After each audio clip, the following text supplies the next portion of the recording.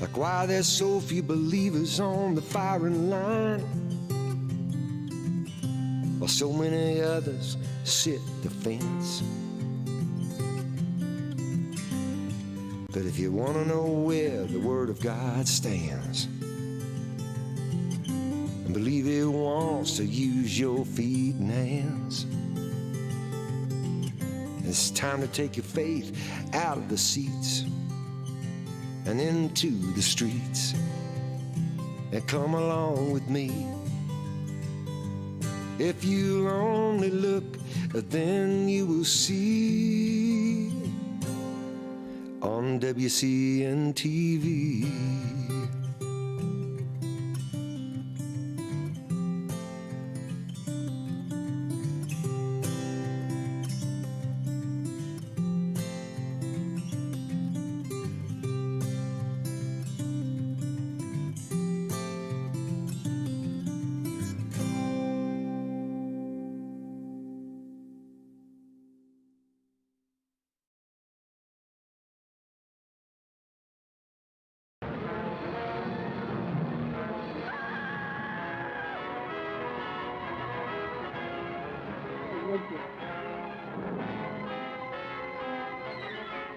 From the thrilling pages of world-renowned author C.S. Forester's story, and filmed in the jungles and at the headwaters of Africa, the Dark Continent, in all the magnificence of color by Technicolor, comes the most exciting adventure ever seen. Okay, that's good. Hey, folks, this is Mike Heath, and I'm the host of Rob Pugh's Wisconsin Christian News TV live stream, and we are live. We're also available as a archive version download at WCN-TV.net, and Spencer will go ahead and throw that up there so you can see it. WCN-TV.net. Oh, there's Wisconsin. That's the newspaper, and then there's a video platform which Rob Pugh is building out, which you'll be glad to know, Giggle's YouTube has no power over. I don't call them Google anymore. They've become so much of a parody of what a serious internet company should be that I call them Giggle. It's no longer Google for me. It's Giggle, because they make me giggle what they're doing. This is unhinged lunacy. I mean, my goodness sakes. Twatter, I call it Twatter, deleted the president of the United States, thinking that that isn't going to, oh, I don't know, concern maybe, let's see, 75 million people. Hello, Twatter. Goodness sakes. Jack Dorsey, what an idiot. The guy that runs that thing. What an idiot. What a great time to be alive. I played that clip because my good friend Scott Lively is with us, and I'll tell you something, folks. You want to let everybody you know come to the show today or watch the archive, because Scott has traveled all over the world. He's been in this political game forever. I mean, even longer than me, and that's a long time. And he knows all the tricks, and he's been following this thing, this whatever you want to call it, this psyop from inside the belly of the beast for decades. And I call politics now in America a psychological operation. Of course, Hollywood is a psychological operation, and if you want to watch a movie worth watching, go watch The African Queen. And in a minute, I'm going to tell you why I played that clip at the opening of the show.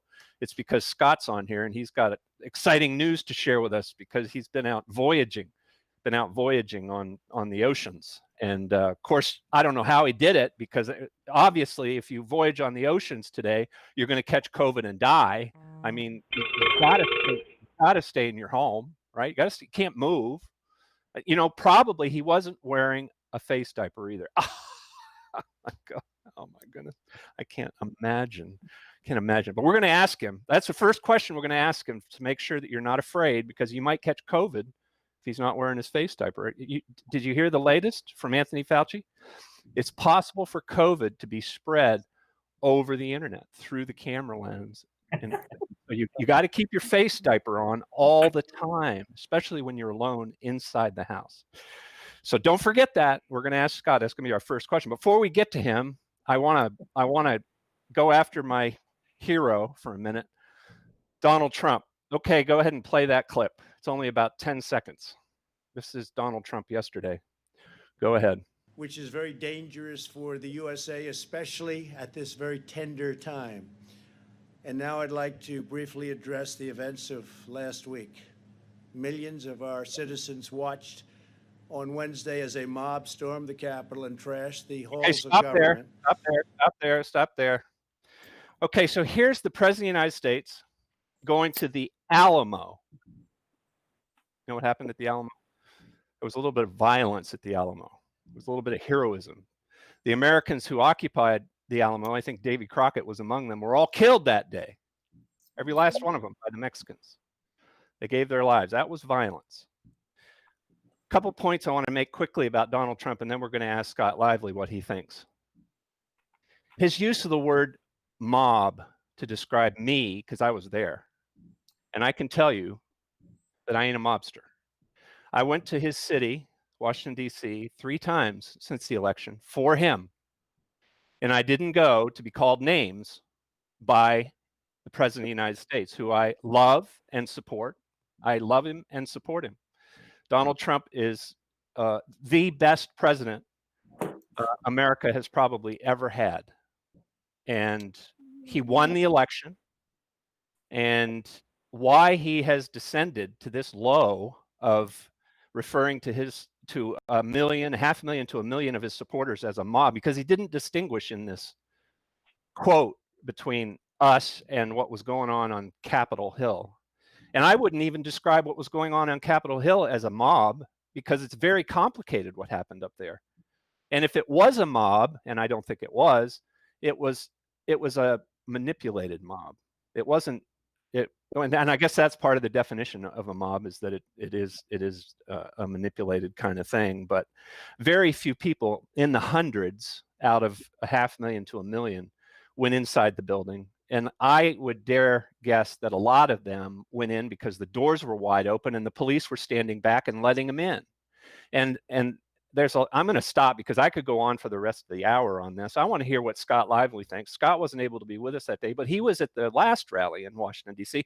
Scott Lively, come in here and tell us about the adventure that you had today with your lovely bride, and then give me your opinion. Give us your opinion on where things are with the president.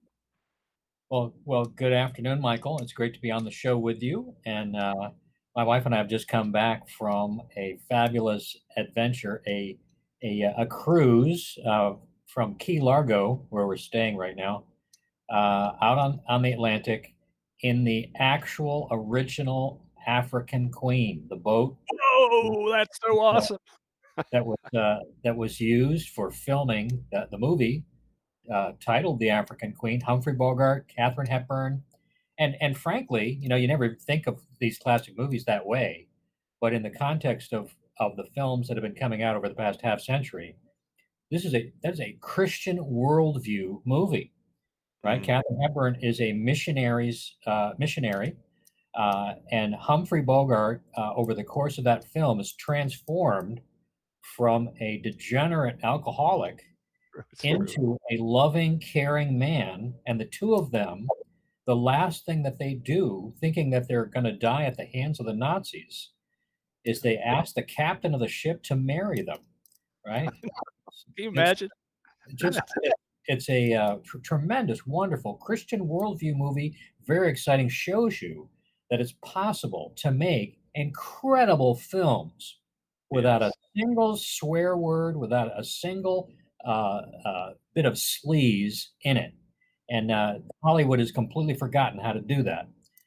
So anyway, segueing from the African Queen. And hold your thought right there, Scott. I love to interrupt. I'm sorry, but I'm not really. I want to quickly hold your thought on Donald Trump. I want to introduce our audience. You can be a member of the audience of WCN-TV .net, WCN-TV.net. You just go there and click on the big red button, and the rest is easy.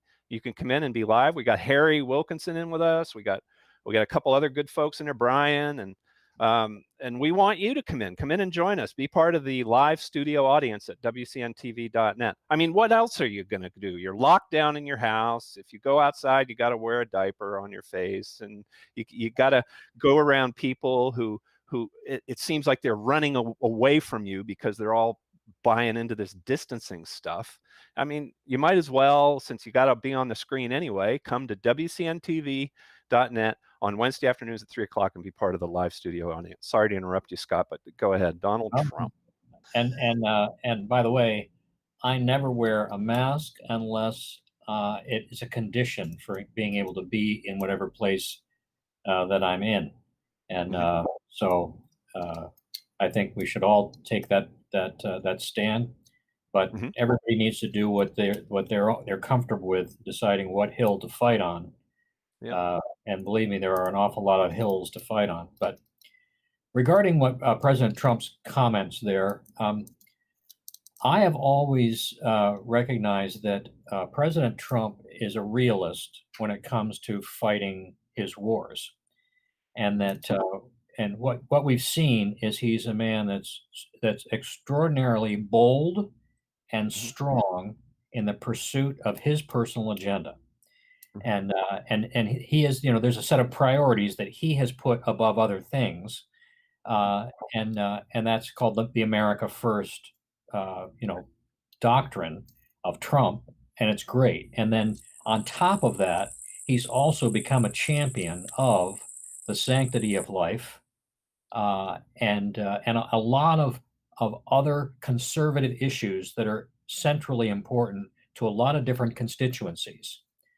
What I've also noticed is that he truly is a pragmatist when it comes to politics. And when he recognizes that he has been put in a situation where he has no way to beat the other side, he'll deflect, or he'll create some kind of a way to seem to be complying without actually doing it. It's like he pays lip service. The most common place where you see that happening is the homosexual agenda.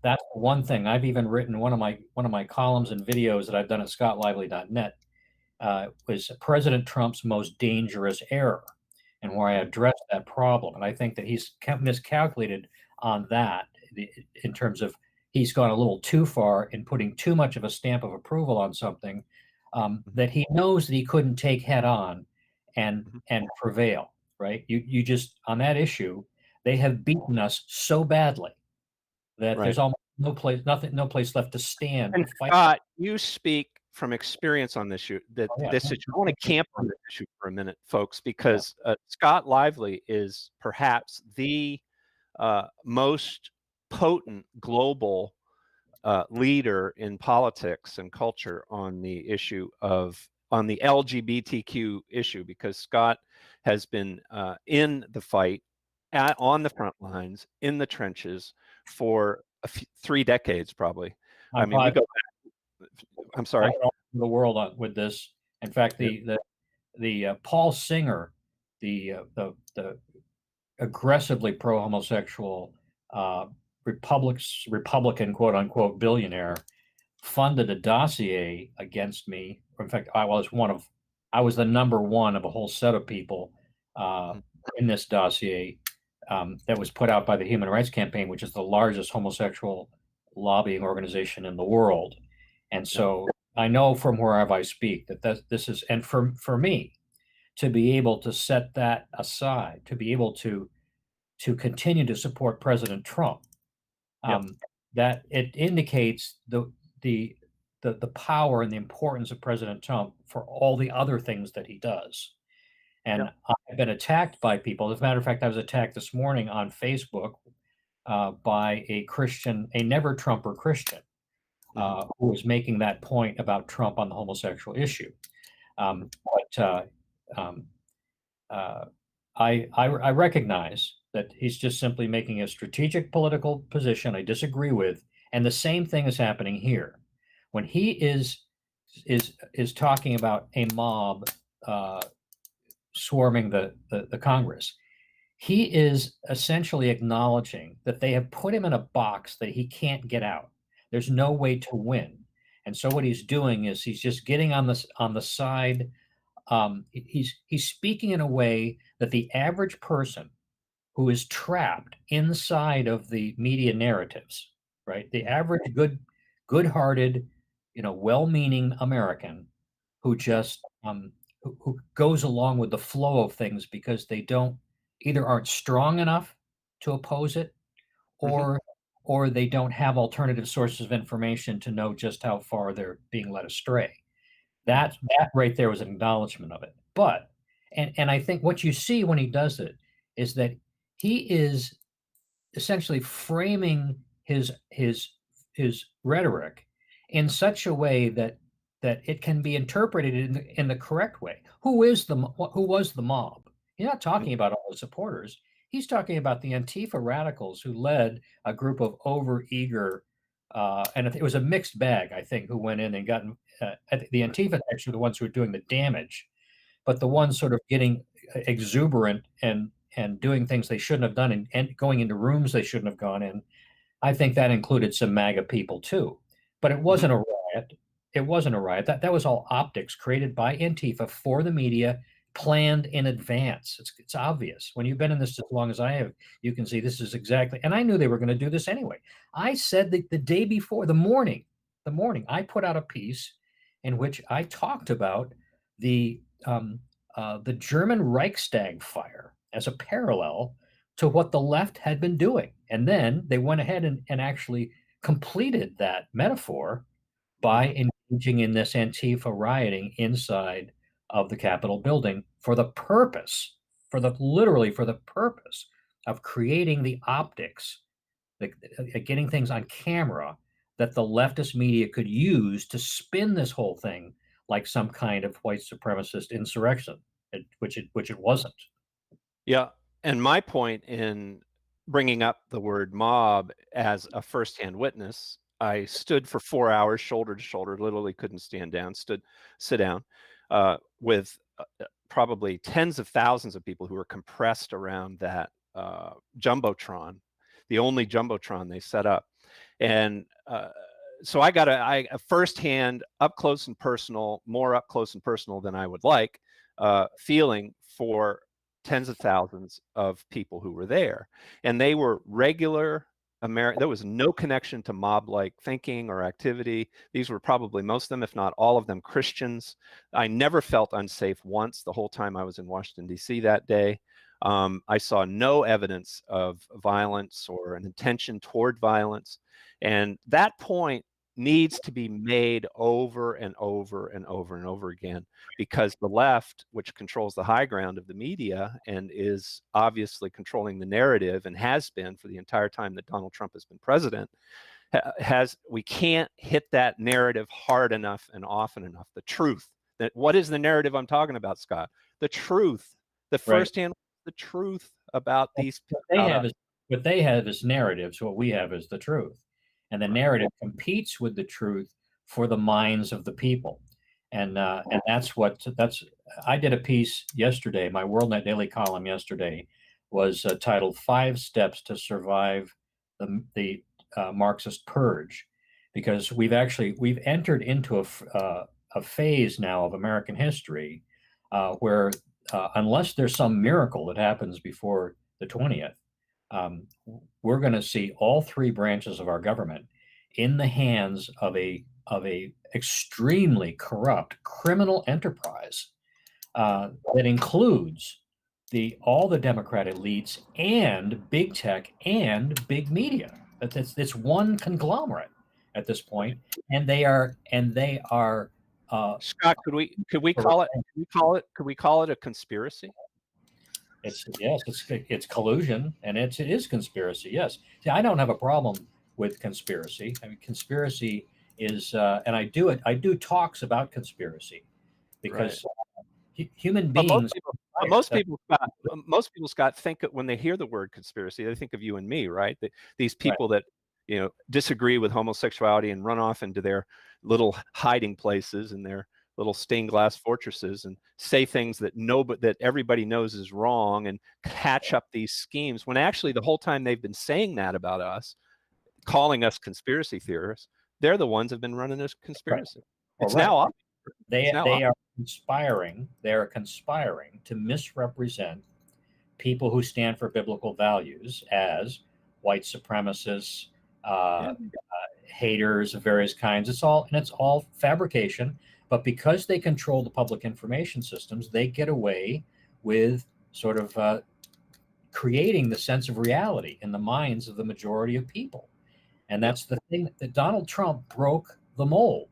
He shattered that system. That's why they hated him so vehemently, because he represents an existential threat to their power, because their power is based upon those very narratives and ensuring that everyone conforms to them. And All right, relentless. They're not audience. They're not going to Studio stop. audience going to break in here. Anybody got a comment or a question for Scott Lively? Dr. Scott Lively. I'll tell you, I'll give you a hint about a question you might want to ask him. He's got a lot of firsthand experience with Russia, with the nation of Russia. He doesn't just have an opinion. He's been there many times, and not just been there and visited as a tourist, but he's been invited and by high levels within the culture or government of Russia, and he's traveled extensively in that nation. But let me pause right. Maybe you don't have a question about Russia. Anything we've said at this point, I want to make sure I engage and invite the audience to participate. So, and if you don't have anything, don't worry about it. I'm going to be silent for about, I don't know, 3 nanoseconds, and you guys can jump in here if you want. Yeah, it was possible, Mike. We'll keep right on moving. Got to keep stuff moving in this media, right? Right. Go ahead. No dead air. Okay. Anybody got a question or a comment? Yes, I do. All right, Harry. With You got 4 nanoseconds. Go ahead. You got 4. Go ahead. Your background and experience, what's your prognosis for what may or may not happen after the 20th? Wow. Well, I think it's already started. I think we're seeing it right now. My prediction about the Biden administration is we're going to see the left pick up right where they left off, right where Obama left off, and it's going to be full speed ahead on the entire leftist agenda. They're first going to try to undo everything that Trump did and roll it back. And they're going to go and they're going to push it further. There's going to be a season of punishment of conservatives and constitutionalists. They want to take revenge, and they're going to now that they've got control of all 3 branches of government, in addition to big tech and big media. All of the narratives that they've been pursuing, especially the white supremacist narrative, right? From now on, Donald Trump is the new Hitler, and all the MAGA people are white supremacists. That's the narrative. That's what it's going to be. And Scott, this is called a color revolution, and this isn't new, right? This isn't new.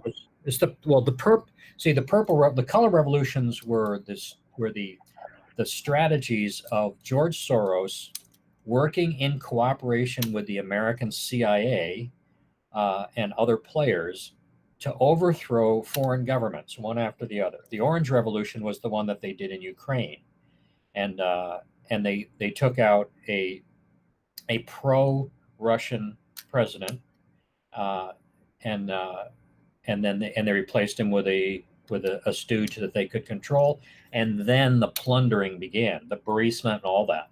Of course, now that will never come out because for a long time the CIA and the FBI apparently have been bought and paid for by the left, and then there's so who is going to pursue any of the criminal activities that happen in Ukraine or any other places around the world? That's all going to be dead from this point, and instead the focus is all going to be on a forced speech. It's a reconditioning, re-educating the American public to eliminate Trumpism from the population, because that is what they define as white supremacy. And we're going to have nauseatingly relentless preaching heavy-handed, moralizing, and political correctness from every single corner that they hold power. It's Scott, it's including the church, right? This is going to come from the church. right. Social justice is the term that's used, right? Social justice is a great phrase if it actually was used in a Christian context, but it's a Marxist term. It just simply means punishing the rich and elevating the poor. Except it really isn't the rich. You notice that the left, they don't go after the 1%, right? They don't go after even the 10%. They go after the middle class. They go after the conservative middle class and the business people who share a conservative ideology. That's it. And we're all going to be under the white hot spotlight of cultural hostility for our systemic racism, right, and for our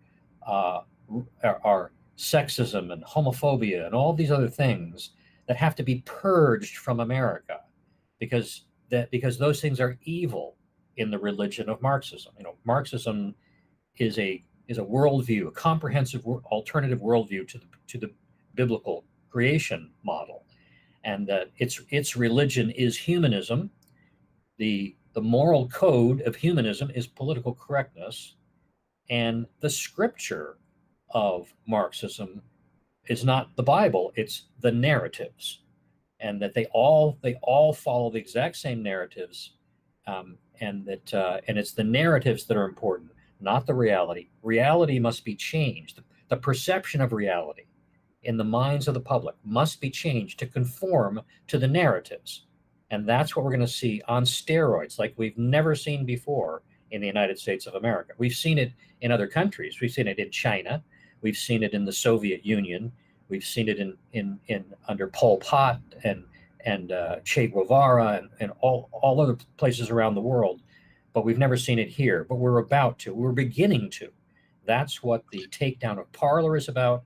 That's what this conspiracy of Google and Facebook and Amazon and Twitter all coming together for this gigantic censorship campaign. That's what all of this is about, and it's just the beginning. Scott mentioned the Soviet Union there, and when we come back from the break, I'm going to be asking Scott about Russia, about the Soviet Union, about this Marxism that he's describing for us. You really need to understand this, folks. I'm serious. Share this link with loved ones, with family, with friends. I know it's hard to do that right now. There's such a bitter divide, even within families. So use wisdom, obviously. You don't want to be seen as trying to be, you don't want to become part of the problem by becoming a propagandist yourself. You need to pray. That's the thing you can do the most effectively, is especially I think with family members who don't understand right now, is pray for them. Pray like you've never prayed before. Pray from your heart. Pray earnestly with love for them, and hold your fire. It's not worth getting into a fight with your blood relations and your loved ones over this. This is all politics. That's all. It's politics. Now it's become a form of politics, which will lead to suffering for many. But hey, this isn't the first time, and it won't be the last. And we're going to survive this together. We Christians are going to survive this as we draw together and as we draw close to Christ in prayer. We're going to survive this, and we're going to thrive through it and on the other side of it. So we're going to go to break. When we come back, I'm going to show you an alternative to Facebook and give you a really quick explanation of how it works. And we're going to talk more with Dr. Scott Lively, an expert on the cultural side, the moral side, the religious side, especially on the LGBTQ question of what's going on in Russia. You don't want to miss that. We'll be right back. Have you been? So we'll go 2 minutes. 2 minutes. So Spencer, go ahead and put michaelheath.social up there for when I come out of the break. Yeah, it's michaelheath.social. I'm not sure. You don't have my credentials. You aren't. Can you go into yours? Go into Mount Airy.social. Yeah, go into that. Yeah, that'd be good. Scott, I'm just going to take 2 or 3 minutes to introduce this concept, and Okay. then Yeah. we'll hit the subject of Russia. And I want to build out. I want to fill in a little more detail on how aggressive the left was against you with their lawfare. You know, I want to try to Sure. try to hit the lawfare issue and give some advice to people, because we got people that are going to see this show who are going to get a visit from law enforcement. They got to be coached on how not to respond. You're a lawyer. I haven't even introduced that fact. So, yeah. Basically, they need to know one thing, one word: lawyer. Talk to my lawyer. Yeah, it's especially if you're dealing with the FBI. Right. And what we learned from their treatment of Michael Flynn and Roger Stone and the others. Yeah. And it's happened to me. The FBI's been to my house. They were here in the fall.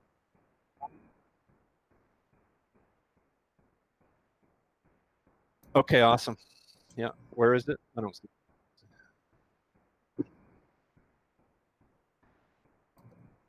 Hey, welcome back. You're watching WCN-TV live. It's also being recorded for the archive at WCN-TV.net.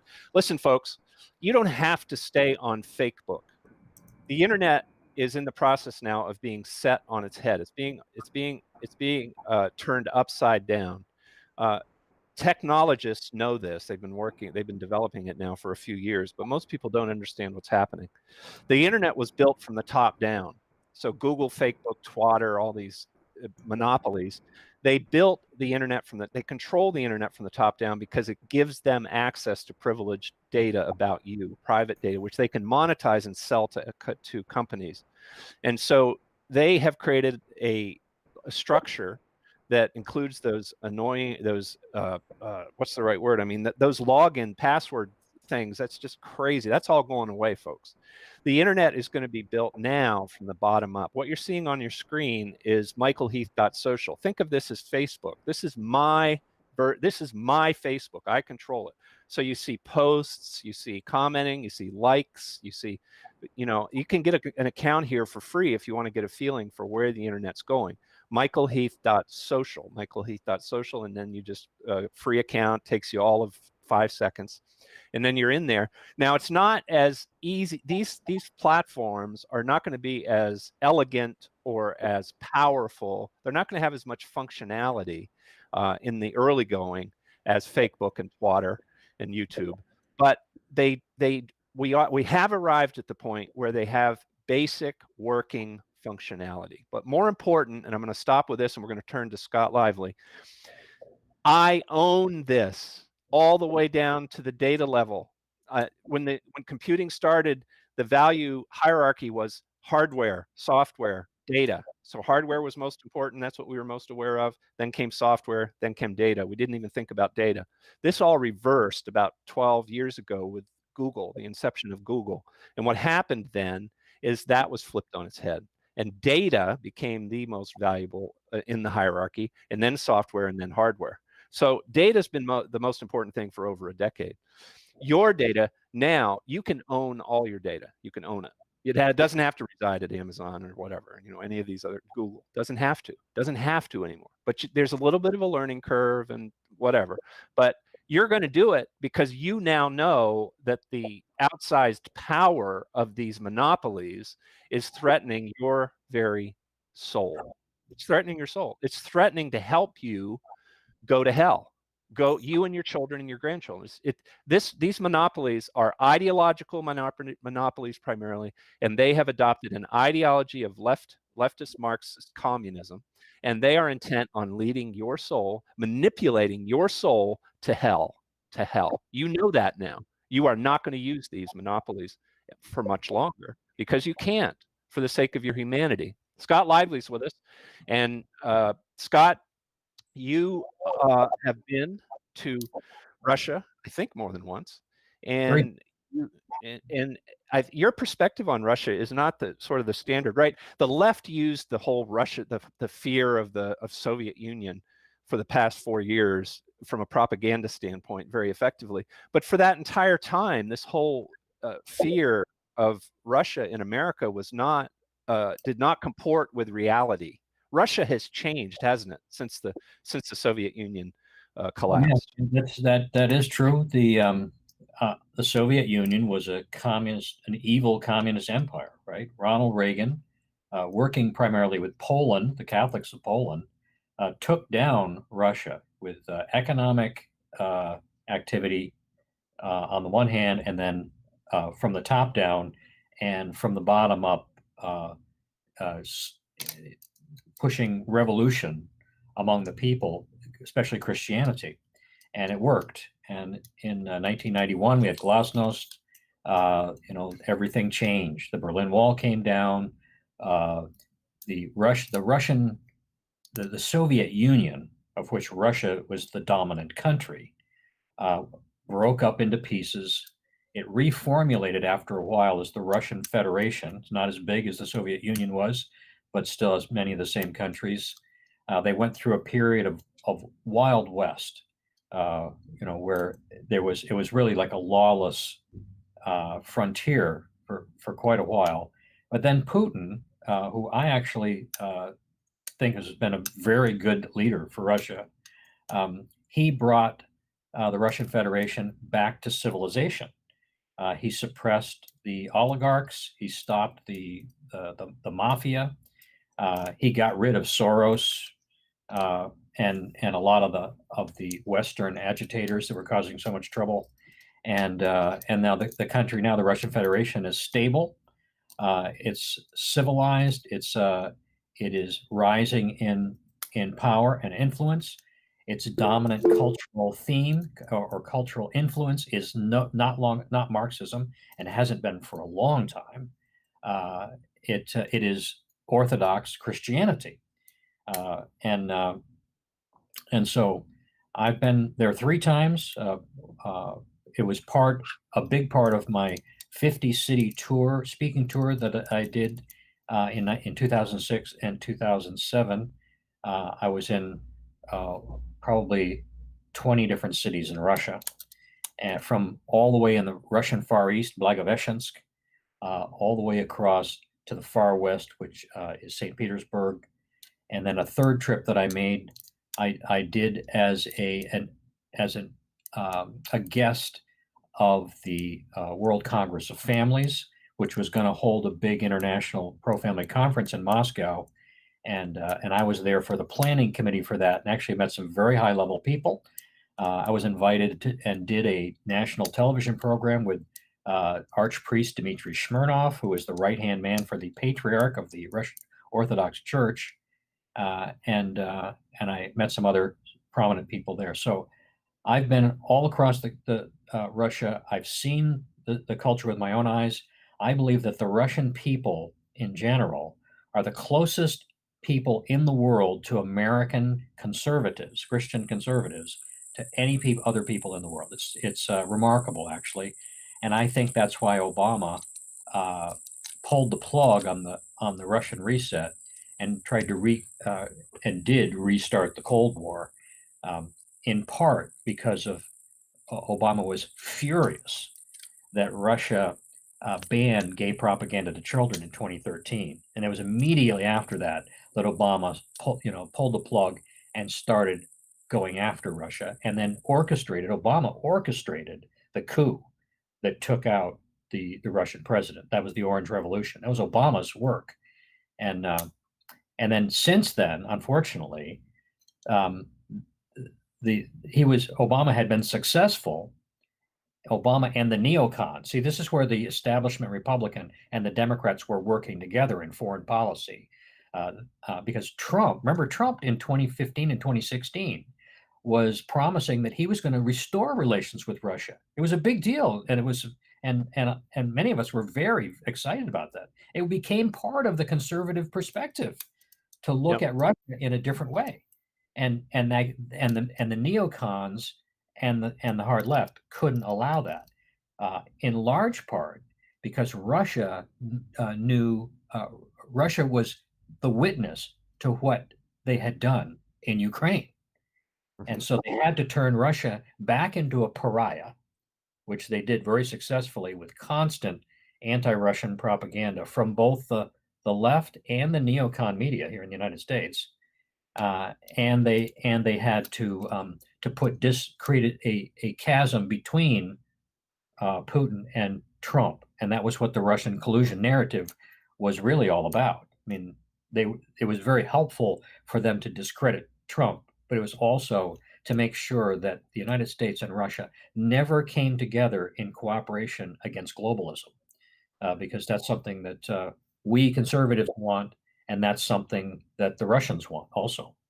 Scott, Russia produced a documentary. I think it was state sponsored, but you can tell us if it was or not. I think it was okay. It was entitled Sodom, I believe. Yeah, yeah. And I don't know who produced it. They just asked me to be the American spokesman in the film, and I agreed. As a matter of fact, I met with them in Washington, D.C., where they did a bunch of their filming, and one of the segments that I did with them was in front of the Human Rights Campaign. So I was standing there explaining to them about this, Human Rights Campaign.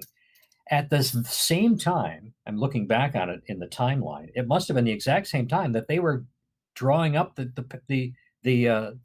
dossier against me. Yeah, I was this very same time frame. It's just funny how that's a good segue to the lawfare that's been waged against you. Lawfare, which is where the law isn't used for its intended purposes; it's used as a weapon of war against an enemy, and you file lawsuits and that kind of thing. And for you, it didn't happen domestically. They were going for international crimes against humanity against you, and that case lasted, I think, 4 years. Tell us about that. It was actually 6.5 years. Well, I've been in my career. I spent 30 years as a missionary to the global pro-family movement. At this point, 65 countries, 5 continents. I've been involved in that. Hold that thought. Spencer, pull up Scott's website. I want you all to see and just kind of scroll around in it. Folks, Scott makes so much available for free that you can benefit from in terms of your learning. While Scott's talking about this, I want you to be able to watch his website as Spencer scrolls through it. And just give the viewers a sense of the copious amounts of columns and books, and all of it is free. All of it is given away. You need to get this stuff and give it to your friends and your family that you think are have been triggered by what's happening and want to find out what's going on. ScottLively.net is your free source of truth. Go ahead, Scott. Yeah, I spent 30 years basically on that issue. I became one of the probably the world's foremost experts on the LGBT agenda in history. I've written 5 different, maybe 6 different books. I forget, I've lost track on the whole LGBT issue and agenda. My first book being The Pink Swastika, Homosexuality in the Nazi Party. That got me put on the Southern Poverty Law Center's hate group list. I was actually one of the very first Christians. Thank you. It is a badge of honor. But over the course of that time, I fought the LGBT wars, and I fought them in the front lines. Everything that's happening right now, everything that's happened to Trump, all happened in the LGBT wars first. All of these tactics, doxing, right? They did it to me, right? They did it to you. They did it to both of us. Yeah. All of these things were pioneered there. These guys were the tip of the, and frankly, they were the tip of the sword, the tip of the spear for the leftist agenda. Always have been, going all the way back to the 40s, and that everything that they perfected was just simply adopted by the rest of the leftist coalition and used on other issues. But it all began there, and it's very important for people to understand that queer theory. Most people never even heard the term queer theory. You've heard more recently of critical race theory, possibly, if you have a news junkie like many of us are. Critical race theory is the idea that white people are systemically racist by definition, just simply it's in our genetic makeup and cultural background. We can't help it. It just exists. Queer theory is a more central ideology to the progressive movement, Marxism, and because it's a system for dismantling Herbert Marcuse, the pioneer of cultural Marxism, called the monogamic and patriarchal family, which he said must be disintegrated in order to be able to overcome the repressive order of procreative sexuality, which was what he taught was the most significant barrier to the success of Marxism, was essentially family structure. And so the LGBT movement is the strategy, the advancement of the so-called sexual revolution, which is an invention of the left in order to be able to break the natural family apart, separate men and women, redefine all the terms, redefine all the relationships, and it's gone progressively. LGBT is actually itself progressive in that the first battles were about homosexuality, and now it's moved into transgenderism. Transgenderism is more fundamental of a concept, right? Homosexuality is to break up the idea of male-female partnership, which is the foundation of the natural family. Transgenderism is eliminating the very concept of being male or female, which is the image of God in us. That's what the Bible describes. It's the only clue you get to what the image of God looks like. It says, Amen. Image of God, He made us male and female, right? Not a woman. Sorry. Right, and that is a reference. I'm making your point, right? Go ahead. Sorry. Right. So anyway, that's these are all things that if you've been through the LGBT wars, then everything that they've done to Trump is blatant and obvious. If you didn't go through those, if you only awakened to political reality and during the hyperpolarization of the society that came because of Obama. See, when Obama came into office, the ultimate narcissist, a megalomaniac, what he did was he put the pedal to the metal. He was so arrogant that he believed that he could complete the global Marxist agenda all by himself in his term as president of the United States. And so what he did is he abandoned the old, the incrementalism strategy that they had used forever. Mm-hmm. He just threw that away, and he went all out to try to push everything through as fast as possible. That immediately caused the frog to jump out of the water, right? The boiling water, right? If you know the old metaphor, beginning with the rant heard round the world by the guy on the floor of the Chicago Mercantile Exchange, talking, right? That triggered and created the Tea Party movement, right? Yeah. The Tea Party movement was then sort of intentionally absorbed by the Republican Party and neutralized mostly. Yeah. But the awakening that had happened was not able to be contained, and that went global and produced this anti-globalist movement all over the world. Populism. Right. Well, it's more than populism. It's populist / conservative / anti-globalist. And nationalist, it sort of fits in there, and that's what caused Brexit to be voted in, and then the election of Donald Trump, and many other things around the world at the same time. Ann and I spent 2 years studying the populist conservative movement, anti-globalist movement around the world, 27 countries, toward the end of 2015 and into 2017, and we came back to the U.S. in order to vote for President Trump in 2016. And so I saw this all over. I was in Hungary. I was in London when Brexit was voted on, in the living room of a conservative Catholic friend in central London, and we watched the Brexit vote. And then the next day had a debriefing session at Christian Concern, a Christian lawyers group right in central London. And I was in Hungary when Viktor Orban stood up to the EU on the open borders issue, and all over. I was involved in all kinds of these, and had Scott, this. we got 5 minutes, and I want to make sure that we don't wrap. We got 5 minutes because I want to play Sure. something. I always try to end with a little bit of a dessert, something funny. So we got 5 minutes. I want you to hit the lawfare issue because 6.5 years.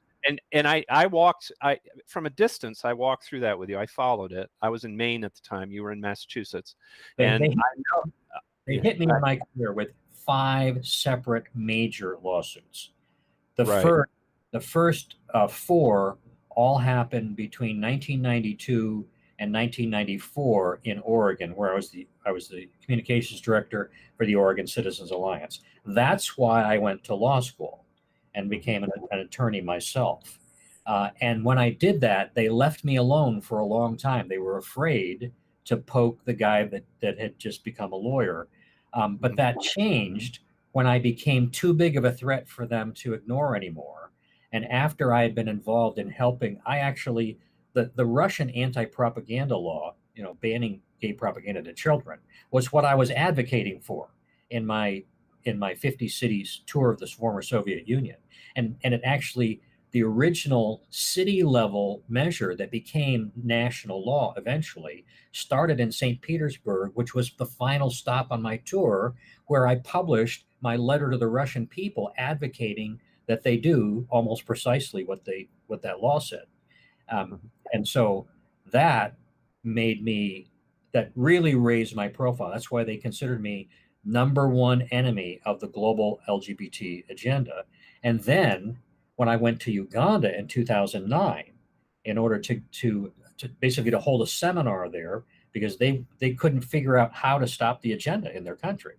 And then unfortunately, they came out with a law immediately after I left that had nothing to do with drafting, that said that was too harsh, way too harsh. They started calling it the kill the gays bill, and I was subject from that point, from 2009, for almost 10 years. I became the focus of an international smear campaign, top level.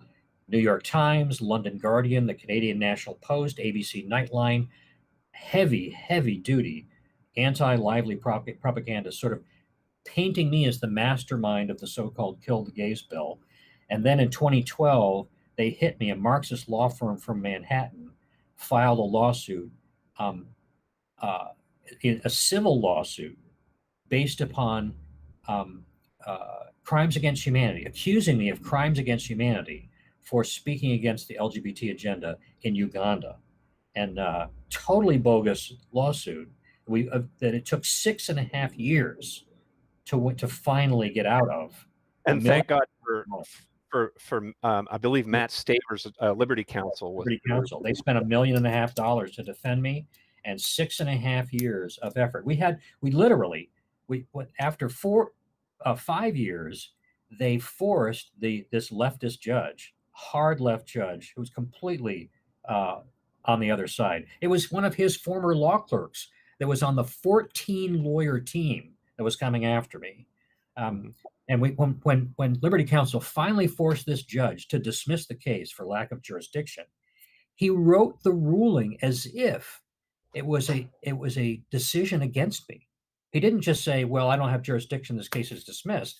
He wrote this big long thing that looked like a ruling, right? And then the other side, the other attorney said, we're going to use this all over the world to go after people like Lively.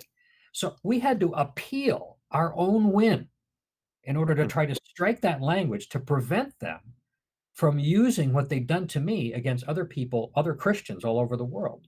And so another 1.5 years of the meat grinder, until finally the appeals court came back and actually gave us kind of a backhanded win by rebuking me for appealing the case when I knew that the language in the ruling had no legal weight, right? So in other words, they confirmed this language had no legal weight, which was necessary to prevent the other side from using it.